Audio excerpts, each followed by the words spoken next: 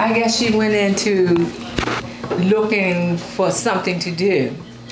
And she started taking in women that were homeless with their babies. And that continued with her for a long time. And the pastor, that's my pastor, Elder Robinson, Miss Carol DeBozier was on TV one night, and they were going to shut her shelter down with the children and the mothers. So Elder Robinson, which is my pastor, went down there with him and his wife and asked her what did she need to keep the building open. She said, "I didn't need your money, I need your hands."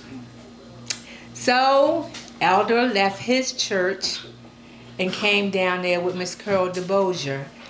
And it wasn't a church when he first went down there. It was a mission for women and children to live in, because they had nowhere else to live. So in the process of them living there, an elder coming in, working with Miss Carol DeBozier, cleaning the children, buying clothes for the children, keeping the children up, taking them to school and different places and stuff like that. And he stayed there a long time with her till he seen a way that area he was in was an area that was infiltrated with drugs and alcohol.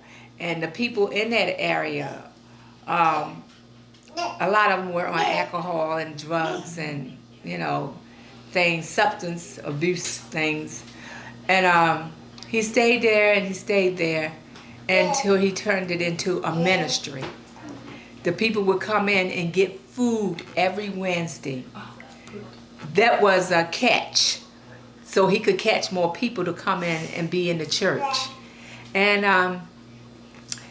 it goes on, and he caught up enough people to start a church. And a friend of mine, I had a friend who said there is a place down on Carrollton Avenue, 222 Carrollton Avenue, that where you get food. So I said, oh, well, I didn't need food. I didn't need food at all. Never did I thought that God was doing something in me. You understand me? So the girl that was with me, she was blind, totally blind, could not see at all. She said, all I know is 222. So it took me about a week to find 222 North Carrollton Street. So when I found it and then I went in there, I was just blown away. I was blown away because I had never been to a shelter. I never knew what a shelter was looked like, and never been to a church like that, period. So I sat there for months just seeing the action of the people, seeing how the pastor was so passionate with them, and Miss Carol was so passionate with these young people. So I sat there for about a year there, watching and listening. So I had went to school to get my pastoring's license. And I came back and I told him, I said, I wanted to join this church. Never had been in a church like that in my life. Because everything I went into was a church that had the big old steeples and everything was just so perfect. But in that process, everything is not perfect in a church. You know what I mean? It's always something going on in a church. Always. So I stayed there and I was nurtured by Elder Robinson and I became Minister Rose there. Hey, get away. Snowball, let's go.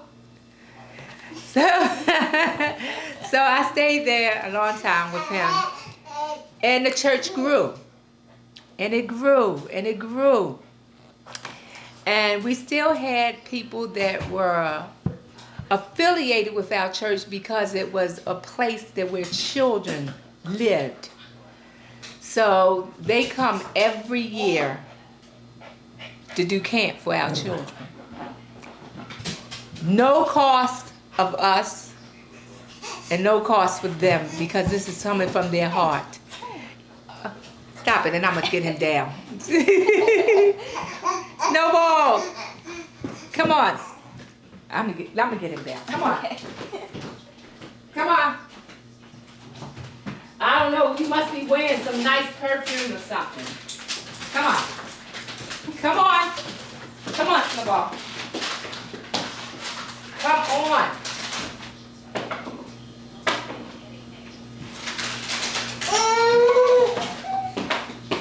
Come on. He said something. Come on.